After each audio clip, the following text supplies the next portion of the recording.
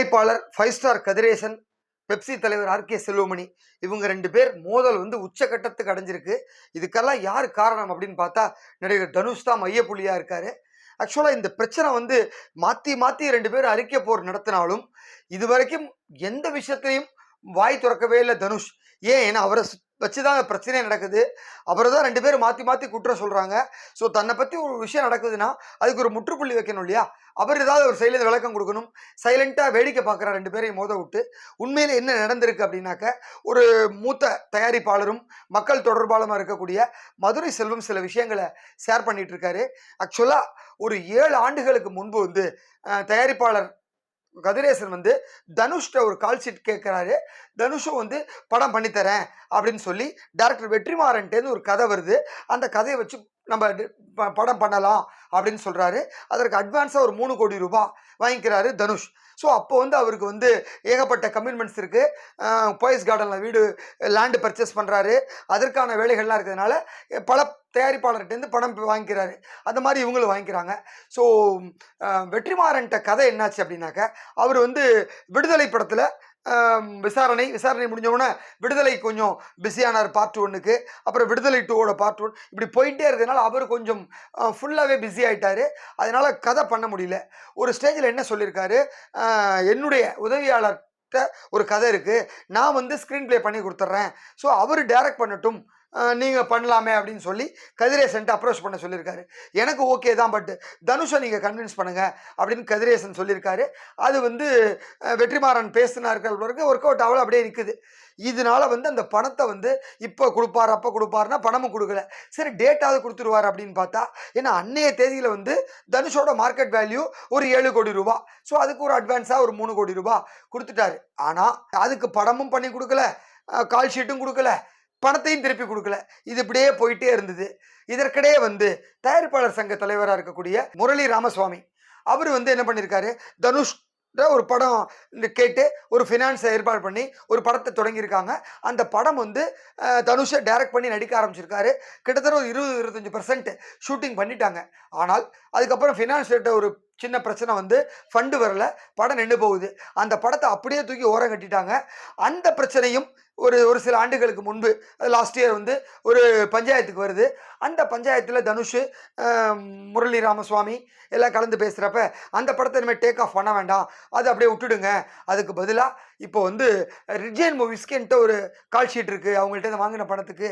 அந்த கால் ஷீட்டுக்கு நீங்கள் ஒரு ப்ராஃபிட் ஷேர் மாதிரி ஒரு படம் பண்ணிக்கலாம். ஸோ நீங்கள் இது வரைக்கும் செலவு பண்ண பணத்தை ஒரு அட்வான்ஸாக போட்டுக்கலாம், எனக்கு சம்பளத்தை ரெட்ஜியன் கொடுத்துருவாங்க, நீங்கள் 2 பேர் ப்ராஃபிட் ஷேர் மாதிரி அக்ரிமெண்ட் போட்டுங்க அப்படின்னு சொல்லி அந்த பிரச்சனைக்கு ஓரளவுக்கு முற்றுப்புள்ளி வச்சுட்டார். ஆனால் இந்த கதிரேசன் பிரச்சனைக்கு மட்டும் அப்படியே தொங்கலில் விட்டுட்டாரு.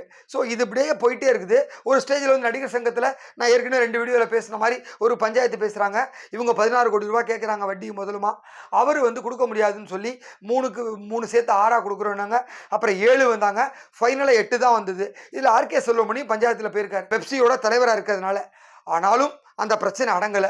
ஸோ இதுதான் உண்மையான நிலவரம். கதிரேசன் நியாயமாக பார்த்தா கடன் வாங்கி தான் படம் எடுக்கிறார். ஏன்னா அவர் முதல் படமே கிடையாது. இதே தனுஷை வச்சு ஒரு சூப்பர் படத்தை கொடுத்தவர் அவர் தான். 1 இல்லை 2 படம். 1 ஃபஸ்ட்டு பொல்லாதவன், அது தனுஷோட கெரியரே மாற்றின படம்.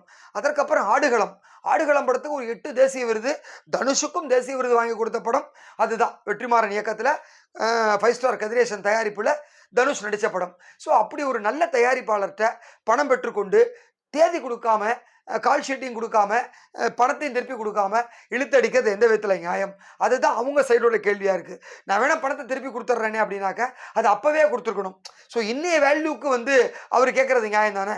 7 வருஷம் முன்னாடி 3 கோடி ரூபா கொடுத்துருக்காங்க, அதுக்கு வட்டியும் முதலுமா இன்றைக்கி இவ்வளோ வந்திருக்குங்கிறது ஒரு நியாயமான கோரிக்கை தானே? இதைத்தான் அவங்க கேட்டிருக்காங்க. இதுதான் ஆர்கே செல்வமணி முடியாதுன்னு மாற்றி மாற்றி பதில் சொல்லணும்னா, ஒரு ஸ்டேஜில் நேற்றைய தினம் ப்ரெஸ் மீட் காலம்புற தயாரிப்பாளர் சங்கம் ஒரு ப்ரெஸ் மீட் கொடுக்குறாங்க.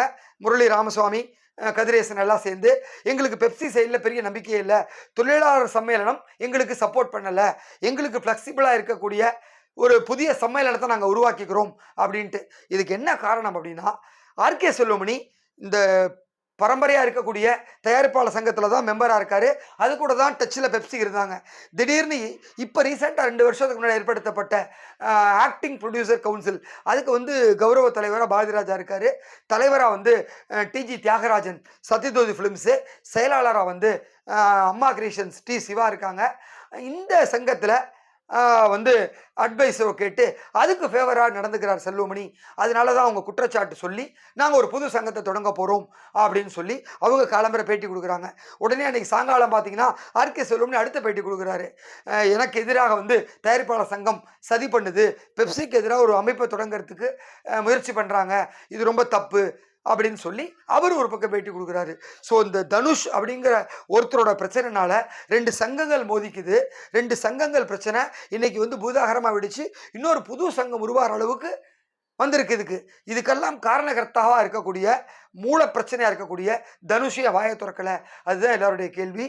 ஒரு நிகழ்ச்சியில் கஸ்தூரி ராஜா கதிரேசன் பற்றி ஒரு சொன்ன வீடியோவை எவ்வளோ வந்து ஒரு பர்ஃபெக்டாக அவங்க அப்பா கஸ்தூரி ராஜா பேசியிருக்காரு. கஸ்தூரி ராஜா என்ன சொல்லியிருக்காரு கதிரேசனை பற்றின்னு. அவர் ஒரு ஜென்டில்மேன், அவர் கொடுத்த படத்துக்கு நியாயமாக நடந்துட்டு இருக்காரு. அதுதான் அவர் சொல்கிற விஷயம். ஸோ தனுஷ் ஏன் இதை இப்படி ஒரு விஷயத்த பண்ணுறார் அப்படிங்கிறத எல்லாருடைய கேள்வியாக இருக்குது. ஸோ இந்த பிரச்சனையை சுமூகமாக முடிக்கிறதுக்கு தனுஷ் வந்து ஒரு அறிக்கையோ இல்லை தயாரிப்பாளருக்கு ஒரு படமோ இல்லை அவர் கேட்ட பணத்தையோ திருப்பி கொடுத்தா மட்டும்தான் இந்த பிரச்சனைக்கு ஒரு சுமூகமான தீர்ப்பிடும். கோலிவுட்டில் ஒரு பரபரப்பாக போயிட்டு இருக்க இந்த பிரச்சனைக்கு ஒரு புல் ஸ்டாப் வைக்க முடியும்.